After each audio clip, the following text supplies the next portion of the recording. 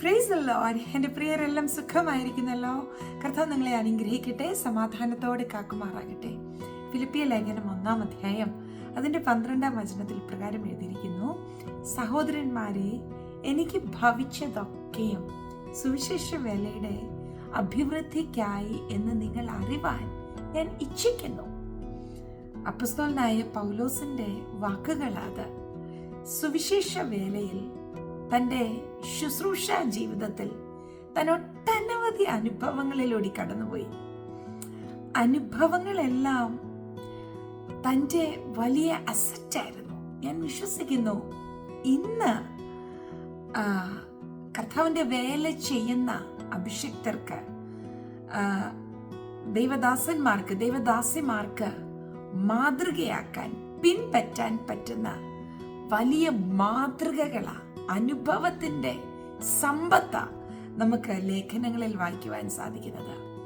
പൗലോസ് അപ്പോസ്തലൻ പറയുക, ഞാൻ ജീവിതത്തിൽ അനുഭവിച്ചതെല്ലാം, എൻ്റെ ജീവിതത്തിൽ ഉണ്ടായ ഓരോ അനുഭവങ്ങളും, അത് ഉയർച്ചയാണെങ്കിലും താഴ്ചയാണെങ്കിലും ഒറ്റപ്പെടലാണെങ്കിലും വലിയ കൂട്ടായ്മയാണെങ്കിലും എന്താണെങ്കിലും, അതൊക്കെ സുവിശേഷ വേലയുടെ അഭിവൃദ്ധിക്കായിരുന്നു. പ്രിയപ്പെട്ടവരെ, പ്രത്യേകാൽ എന്നെ കേൾക്കുന്ന സുവിശേഷ വേലക്കാരെ, ചെറുവിരൽ കൊണ്ടെങ്കിലും കർത്താവിൻ്റെ വേലയിൽ നിങ്ങൾ പങ്കാളിയാണെങ്കിൽ ഞാൻ നിങ്ങളോട് പറയട്ടെ, കർത്താവ് നിങ്ങളുടെ ജീവിതത്തിൽ അനുവദിക്കുന്ന അനുഭവങ്ങൾ ഓരോന്നും വലിയ നിക്ഷേപമാണ്. പതറിപ്പോകരുത്, ക്ഷീണിക്കരുത്. 2 കൊരിന്ത്യർ 11-ാം അധ്യായം വായിക്കുമ്പം നമുക്ക് അപ്പോസ്തലനായ പൗലോസ് കടന്നുപോയ അല്പസ്വല്പ അനുഭവങ്ങളെക്കുറിച്ച് വായിക്കുവാൻ സാധിക്കും. പലവട്ടം പട്ടിണി, ഉപദ്രവം, ഉറക്കിളപ്പ്, നഗ്നത, പ്രതികൂലം, കള്ളന്മാരാലുള്ള ആപത്ത്, പട്ടണത്തിലെ പ്രതികൂലം, കാട്ടിലെ പ്രതികൂലം, വെള്ളത്തിലെ പ്രതികൂലം, കള്ള സഹോദരന്മാരാലുള്ള അവരുടെ ഭാഗത്തു നിന്നുള്ള പ്രതികൂലം, ഇതൊന്നും പോരാഞ്ഞിട്ട് ദിവസേന സഭകളെ കുറിച്ചുള്ള ഭാരം. നോക്കിക്കേ, എന്തുമാത്രം സ്ട്രെസ്സിലൂടെ ആ മനുഷ്യൻ കടന്നുപോയതല്ലേ.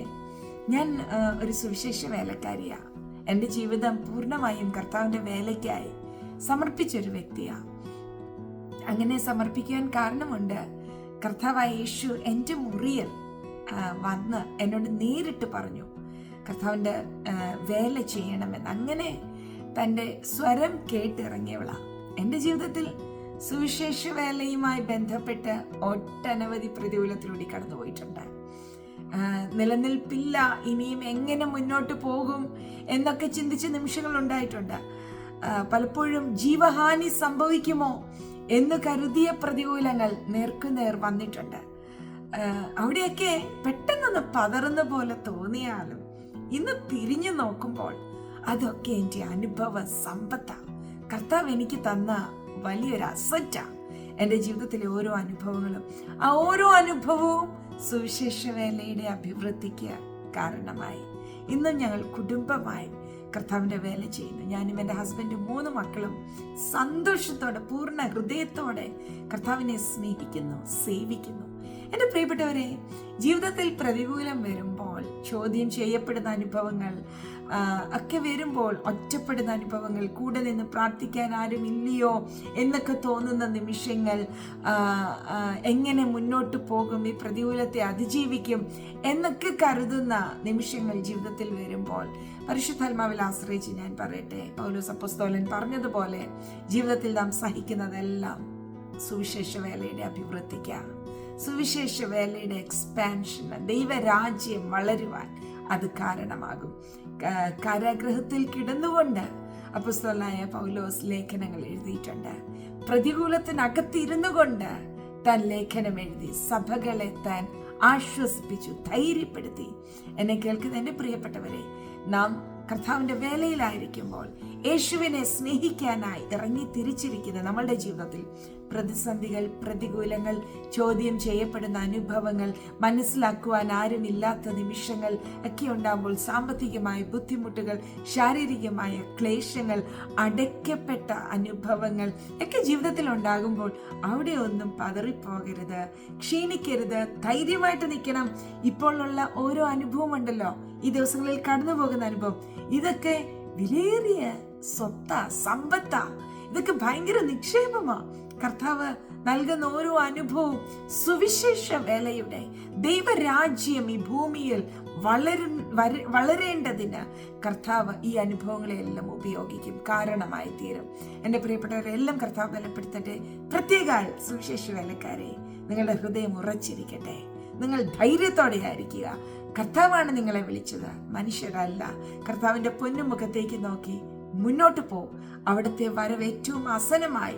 ആ കാഹളം ധ്വനിക്കുന്നതിന് മുമ്പ് നമുക്ക് ചെയ്തു തീർക്കുവാൻ കുറേ കാര്യങ്ങളുണ്ട്. ഒത്തിരി ആത്മാക്കളെ നേടണം, അനേകർക്ക് ആശ്വാസമാകണം, നമ്മിലൂടെ അനേകർ ക്രിസ്തുവിലേക്ക് നയിക്കപ്പെടണം. ലഘുവായ കഷ്ടങ്ങളൊന്നും കാര്യമാക്കാതെ മുന്നോട്ട് ധൈര്യമായി പോ. ഏൽപ്പിച്ച വേല വിശ്വസ്തയോടെ ചെയ്യ്. കർത്താവിന്റെ പൊന്നുമുഖത്തേക്ക് നോക്കി യാത്ര ചെയ്യാം. പ്രാർത്ഥിക്കാം. പരിശുദ്ധ പിതാവേ, അങ്ങ് ഞങ്ങളോട് സംസാരിച്ചതിന് നന്ദി. അങ്ങയുടെ ഭക്തനായ പൗലോസ് അപ്പോസ്തലൻ പറഞ്ഞ വാക്കുകൾ അത് ഞങ്ങളെ വാസ്തവമായും എൻകറേജ് ചെയ്തു നാഥ. അദ്ദേഹത്തിന്റെ ജീവിതത്തിൽ നടന്നതെല്ലാം അങ്ങയുടെ അറിവ് കൂടാതെ അല്ലല്ലോ, അങ്ങ് അനുവദിച്ചിട്ടാ. അതെല്ലാം ദൈവസഭയുടെ വളർച്ചയ്ക്ക്, സുവിശേഷ വേലയുടെ വളർച്ചയ്ക്ക് കാരണമായി എന്ന് ഞങ്ങൾ അറിയുന്നു. ഈ ദിവസങ്ങളിൽ ഞങ്ങളുടെ ജീവിതത്തിലും അവിടുന്ന് അനുവദിക്കുന്ന ഓരോ അനുഭവങ്ങളും സുവിശേഷ വേലയുടെ അഭിവൃദ്ധിക്ക് കാരണമാകട്ടെ. ഞങ്ങൾ മൂലം അങ്ങയുടെ രാജ്യം ഹല്ലേലൂയ ഫ്ലറിഷ് ആകട്ടെ. ആത്മാക്കൾ വർദ്ധിക്കട്ടെ. ഹല്ലേലൂയ. താങ്ക് യു അപ്പാ. സ്തോത്രം, സ്തോത്രം, സ്തോത്രം. അടികളെല്ലാം സഹായിക്കണം. പ്രത്യേക ഞങ്ങൾ ജോസഫ് ഷാരൻ കുടുംബം ഒരുമിച്ച് ലോകമെമ്പാടും അവിടുത്തെ വേല ചെയ്യുന്ന ദാസിദാസന്മാർക്ക് വേണ്ടി പ്രാർത്ഥിക്കുന്നു. കടുത്ത പ്രതികൂലങ്ങൾ ജീവിതത്തിൽ വരുമ്പോൾ പതറിപ്പോകാതെ നിൽക്കുവാൻ അങ്ങയുടെ അഭിഷക്ത ഗണത്തിന് ശക്തി പകരണമേ. ഇപ്പോൾ തന്നെ ചിലരെ അങ്ങ് ആശ്വസിപ്പിക്കണം, ധൈര്യപ്പെടുത്തണം. മുന്നിൽ വച്ചിരിക്കുന്ന ഓട്ടം സ്ഥിരതയോടെ ഓടുവാൻ അങ്ങ് ഞങ്ങളെ സഹായിക്കും. പ്രാർത്ഥന കേട്ടതിന് നന്ദി അപ്പാ. ഞങ്ങൾ അങ്ങയെ ഒത്തിരി സ്നേഹിക്കുന്നു, ഒത്തിരി സ്നേഹിക്കുന്നു.